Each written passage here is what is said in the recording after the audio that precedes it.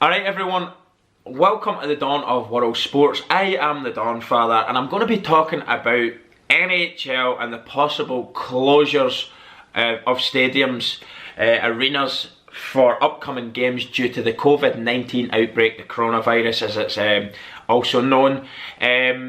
What's your take on this? Do you think it's scaremongering by the government, or do you believe that it's a correct protocol that they should be taking? Playing games with no crowd, no audience, no customers, no fans, no supporters at the end of the day, empty arenas and the game's going ahead. What's your thoughts on this? I've actually just done a video like this in terms of the AFL. The AFL are talking about playing games possibly behind closed doors. We've got the soccer world, the football world completely cancelling games in Spain and delaying them to a later date. Also, there's football tournaments, international tournament being delayed a year possibly for the Euros, which is all the countries' games. They were supposed to go ahead this summer. They're talking about making it next summer now. So certainly it's something that's happening across the sporting world due to social gatherings, and because of these social gatherings there's a far greater chance of contracting the flu, the COVID-19 virus, and also spreading it. So you might not necessarily be feeling the symptoms of the virus, but there's a good chance that if you've got it, you can spread it to other people. Now, most people could contract this virus and not really have any major symptoms. They might feel okay actually. But what you've got to remember is if you do contract this virus, do quarantine yourself. If it's 14 days or whatever your government's saying, I'm sure you go online, you check your government advice for the COVID-19 virus, they'll all say something similar. In and around 14 days, keep yourself behind closed doors, don't go out through trying to contain this virus. But the reason why the sporting governing bodies are saying this is because if you all go to the game, there's a good chance somebody's got it or been in contact with somebody that's got it. Then you're going into an arena that's sort of, you're next to each other, you're maybe touching handrails, you've touched your nose, you're touching a handrail, or you're on the seat, or you cough, you sneeze. Coughs and sneezes are usually the things that spread diseases. So there's a far greater chance in a place with a big gathering of people, public gathering like a sporting event, where it's going to spread and spread like wildfire. So it's definitely something that they're looking into doing, is closing the doors. But my question would be, are you happy that the game would go ahead with no crowd? You, the customer, you, the supporter of that hockey club, are you happy that they'd possibly play the game anyway without you being able to go there? You might have paid for your ticket. I don't know how it works in the NHL. Do you pay for a season ticket so you can go to every one of your club's games, and you're going to end up having to miss a game due to this virus? Would you be happy about that, the fact that you're going to have to miss it and the game's going to go ahead anyway? Or would you rather they postponed the fixture and played it at a later date when all the dust is settled and it looks like the threat and risk of catching the COVID-19 virus is over? Would that be a better solution for you, an NHL fan? Let me know, because it's certainly something that's going to develop massively over the next couple of weeks anyway. And I know when you look at Italy, there's no more things happening in Italy. It's on complete lockdown. This is a westernised country now.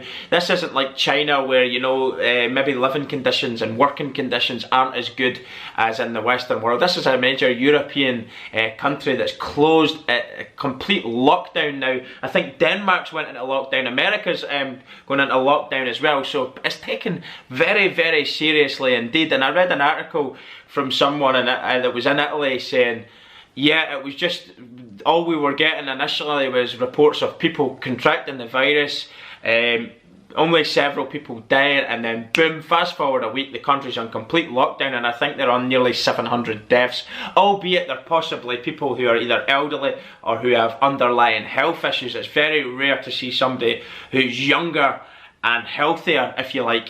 But as I say, you do have a duty of care to your sick people, your more vulnerable people, your elderly people, and we've got to remember this when we're trying to fulfil our own selfish needs of going to like a hockey game, a football game, or whatever.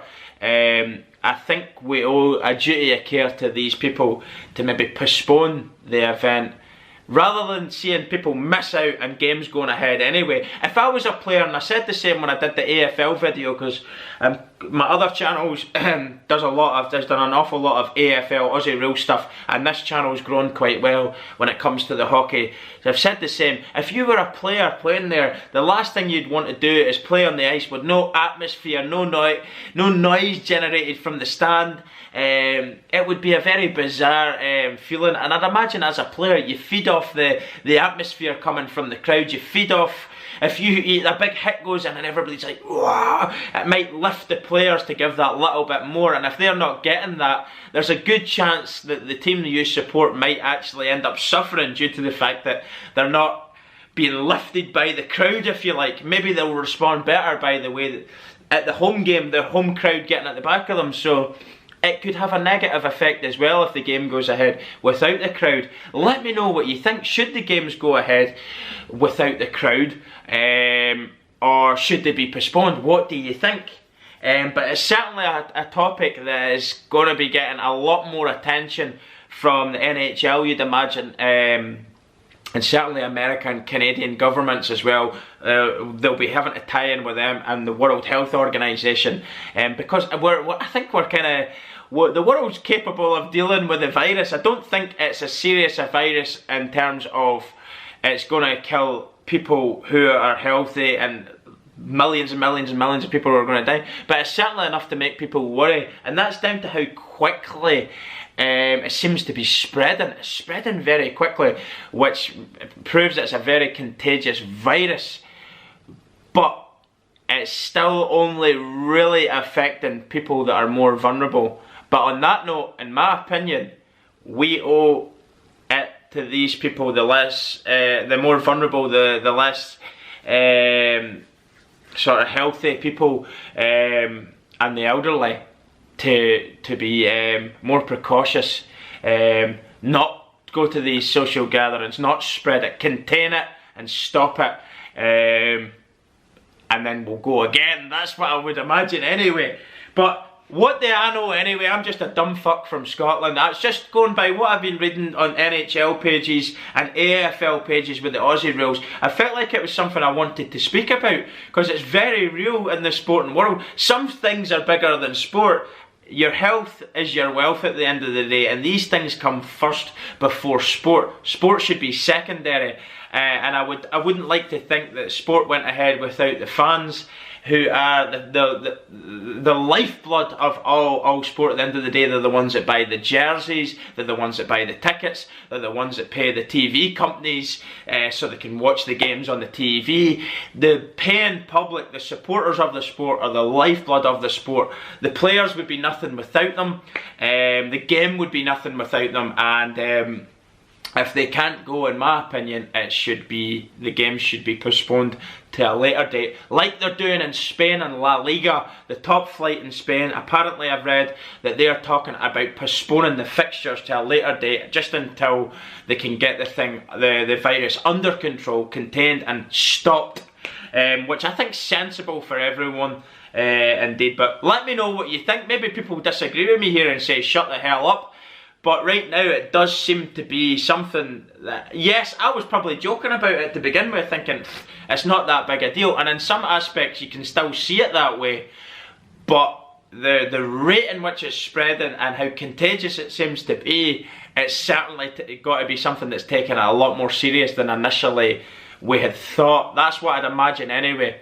Let me know, folks. I'm interested to hear your thoughts and your views in the comment section below on this one. Don't forget to subscribe to this channel for more NHL reactions chat. Probably do more stuff as we get into the playoffs and I learn more about the sport. I'll be interested to do reactions to current highlights of games, talk about the playoffs, learn a lot more about the sport, and just, as I say, giving you a lot more NHL chat rather than reactions. Reactions are good for learning the sport, engaging with the fans, and getting yourself out there as a channel. But I'm keen to do a lot more of my own stuff when it comes to NHL. There was somebody that made a comment about, oh, you're just another reaction channel, you're copying such and such. Yes, you could say that, but reaction channels have been going on for ages. What you've got to remember is, for me personally, I've been doing this for a while now. I've been doing reactions a lot longer than I've been doing just the hockey reactions on my other channel. So it's quite a well grown enough channel now. This is just a brand new one where I've started doing sports only. So for me personally, it is something that I've been doing a while, but I'm keen to not just be doing reactions. For anybody who's new to the channel going, oh, just another reactor, I'm keen to learn a lot more about the sport and give you a lot more videos based on my perception of it as a new NHL fan, what I think of it, reviewing games, live games, not just reacting to videos of players from 10 years ago. A lot more feedback of the game as it's happening now, the current game. That's where I'm looking to go, the direction I'm looking to take my NHL videos in. Likewise, I'm doing the same with the AFL. I'm really loving the AFL Aussie rules, and I'm doing it there as well. So definitely a lot more sports that will be getting covered than just these two, but right now I'm focusing mainly all my efforts on my channels to the AFL and the NHL, but I'm definitely open to covering a lot more sports. I am a soccer fan at the end of the day, so we'll probably still do little bits and pieces of that. I like combat sports, I like boxing. The UFC's okay, mixed martial arts, but I'd probably prefer boxing in all honesty. But that's me getting sidetracked anyway. Don't forget to subscribe to this channel if you want to see hockey chat and videos. That is the main point you need to take away from this. And check out our social media platforms, which you'll be able to find in the description section below. As well, you'll find our link for our Patreon account. If you'd like to become a patron and help fund and support the channel, that would be unbelievable. You can check that out there. And also, we're doing a donations page called Get Us to Oz, which is our first ever channel vlogging trip that we're planning on doing. Planning on going to Australia, hopefully next year. And we'll be doing our first ever sports vlogging videos. I cannot bloody wait for it. I would love to eventually do it with the NHL as well, come to North America, Canada, America, and go around the arenas and take in live NHL games and video our whole experiences as a family. My wife and my 3 daughters and I. That is the plan for taking my channel forward. That is what we want to do, and that's what the Get Us to Oz fundraiser is. So that's the benchmark there. Australia first, doing the AFL, and hopefully we'll continuously do AFL videos, and then likewise when the channel, if the channel keeps growing well with the NHL, experiencing that in Canada and America firsthand would be absolutely incredible. So that's just to let you know a little bit about what we plan to be doing with the channel. And also, don't forget guys, as I've said, comments in the section below about this current global crisis that we've got in the COVID-19 in relation to NHL games. Thanks very much everyone. I am the Donfather. Peace and goodbye.